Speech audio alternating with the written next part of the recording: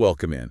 It's really fantastic to have you with us for another deep dive. Absolutely. Really looking forward to this one. Yeah, and as your host, I'm joined, as always, by our resident expert. And, usually you hand us a pretty formidable stack of material. Right. Like a really dense research paper or maybe an exhaustive biography. Exactly. A complex industry report, something like that.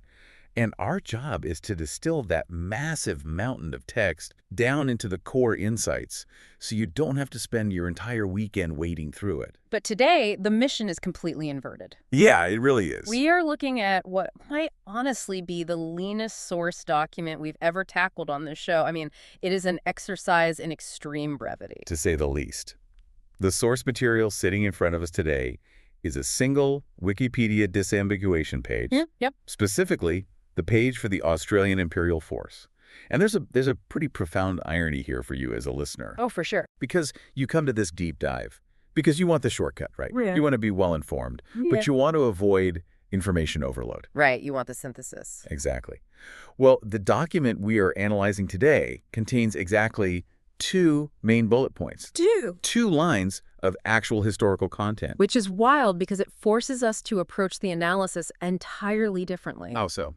Well, when you only have 2 sentences, every single word, every date, even every formatting choice carries this immense amount of weight. We aren't really summarizing anymore. We're excavating. Digging into the absolute foundation of the text, because we're unpacking how a few really sparse lines of digital text somehow managed to hold the boundaries of 2 of the most devastating global conflicts in human history. Right. And honestly, the entry point into this document is fascinating all on its own. It really is. There's this specific kind of, cognitive dissonance that comes with reading a disambiguation page. Yeah, it acts almost like a digital traffic cop for historical memory. A traffic cop. Exactly.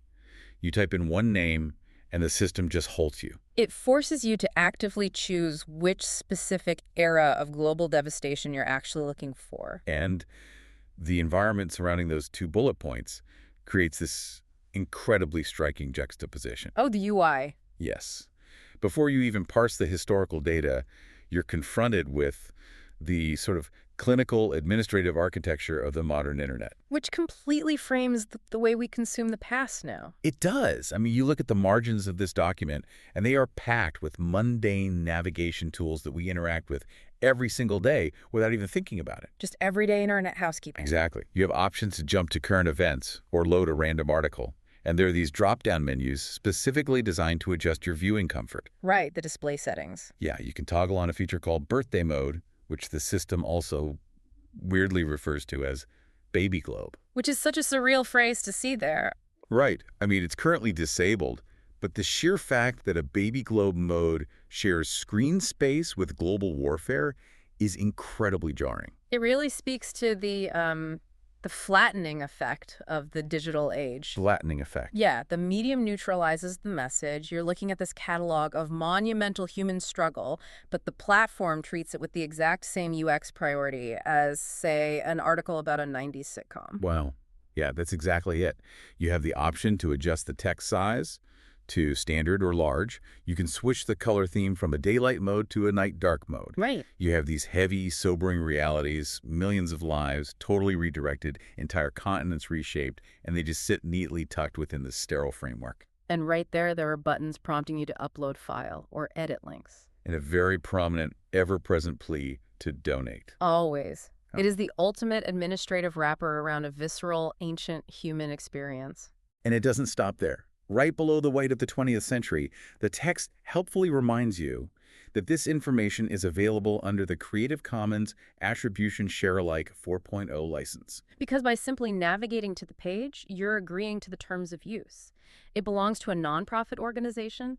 It contains hidden categories like short description is different from Wikidata. That's just so clinical. It is. We are using tools designed to optimize screen brightness and manage cookie preferences to interface with the tragedy of the world wars. Right. And the interface gives you this sense of total control over the environment, adjusting fonts and colors. Meanwhile, you're discussing events where individuals had absolutely no control over their own terrifying environments. That sterile framing really makes the actual text of the bullet points hit even harder when you finally focus in on them. It creates a huge contrast. So let's look at the first of the two options presented at this digital crossroads. Let's do it. The text reads, and I quote, "First Australian Imperial Force raised in 1914 to fight in World War I and disbanded in 1921. 14 words. Just 14 words. The scale of human effort compressed into that single sentence is difficult to fully conceptualize. The verbs alone carry so much implied weight. I mean, look at the phrasing. The text doesn't say the force was formed or created. No, it uses the word raised. Raised in 1914. That implies an architectural, almost organic cultivation from the ground up. You don't just draft a memo and suddenly have an imperial force. Exactly. Raised implies a total societal mobilization. Right. It's the gathering of personnel, yes, but also the sudden creation of massive supply chains, the establishment of training protocols, the sudden redirection of national industry. It's the conjuring of a massive logistical leviathan strictly for a singular purpose. Which brings us to the dates bracketing that exact purpose. Right, let's talk about the dates. The text states it was raised in 1914 to fight in World War I. The cause and effect there are perfectly clear. The outbreak of the conflict necessitates the raising of the force. But the end point provided in the text is 1921. Which is fascinating. The timeline extends significantly past the historical end of the fighting. Because the guns of World War I fell silent well before 1921. Long before. Yet, according to the specific parameters of this disambiguation page, the first Australian Imperial Force continued to exist as a functional entity for another 3 years. And that 3-year gap really forces us to consider the logistical tale of a global conflict. The text says it was disbanded in 1921. If it takes a massive societal effort to raise an imperial force, the text implies it takes years of meticulous administrative effort to undo it. Absolutely. Dismantling a war machine is arguably as complex as building one. Yeah, you don't just flip a switch. No, not at all. That gap between the armistice and 1921 represents the unglamorous, totally unseen reality of conflict. The bureaucracy of it. Exactly. It's the slow, agonizing process of repatriation. It's the cataloging of decommissioned equipment, the complex administration of medical care and pensions. The physical returning of hundreds of thousands of individuals from a theater of war back into a civilian economy. It's staggering when you think about it. It's the bureaucracy of winding down a temporary society.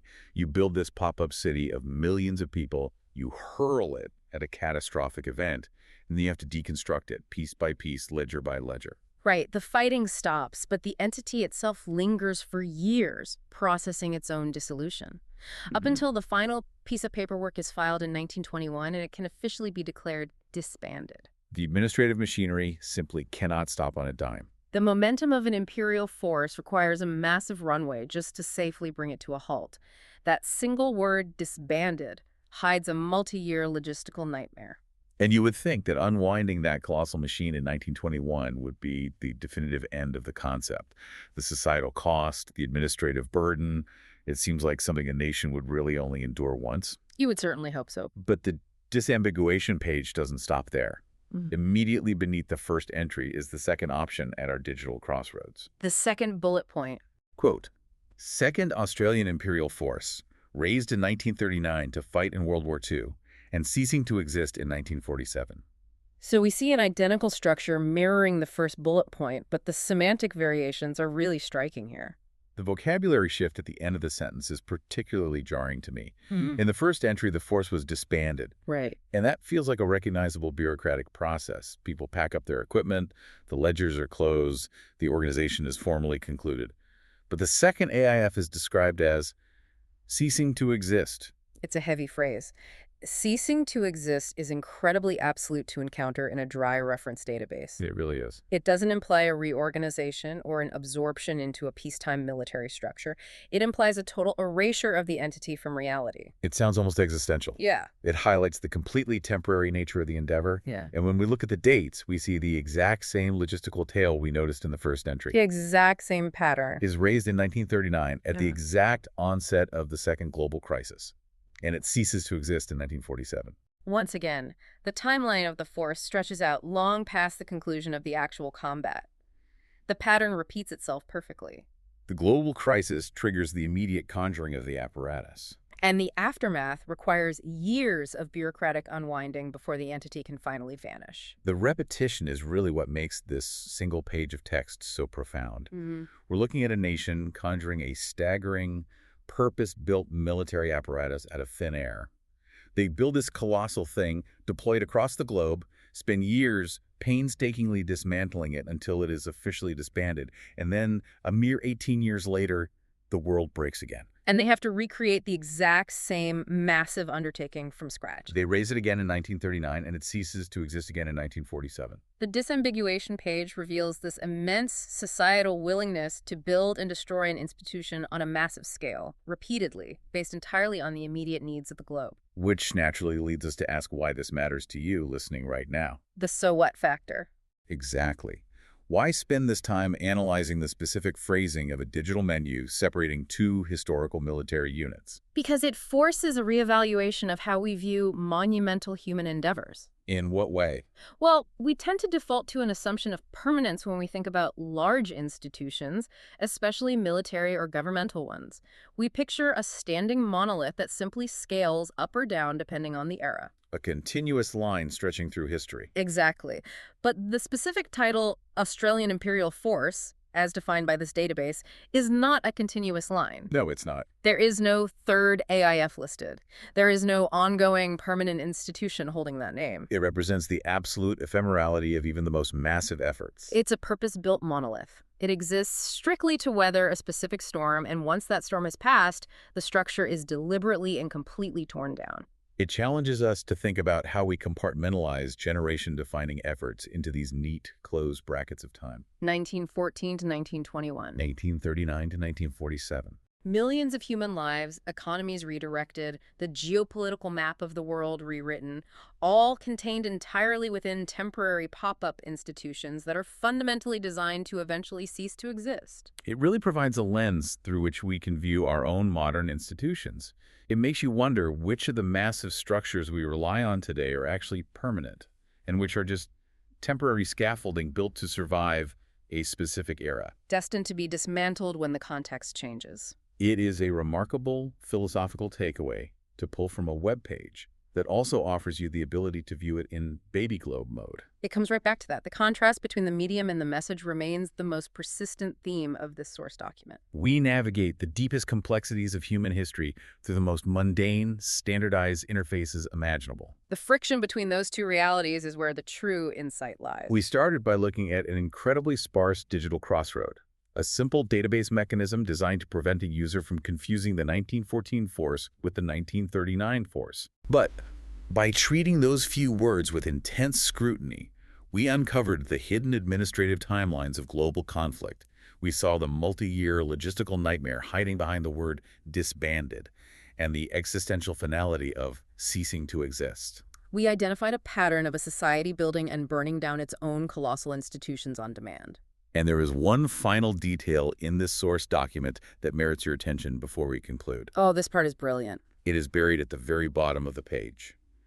Beneath the historical bullet points, beneath the Creative Commons licensing, tucked away in the digital footnotes. The metadata of the page itself. A single line of text. Quote, "This page was last edited on 23 November 2017 at 19.12 UTC. The timestamp on historical memory.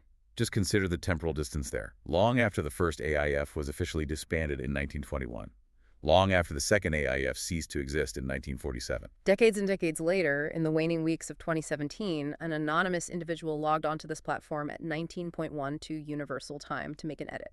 Someone performing the quiet, meticulous work of digital gardening. They are curating the memory of millions of people, ensuring the database functions correctly, ensuring the formatting is standard, making sure the digital traffic cop continues to direct modern learners to the correct historical tragedy.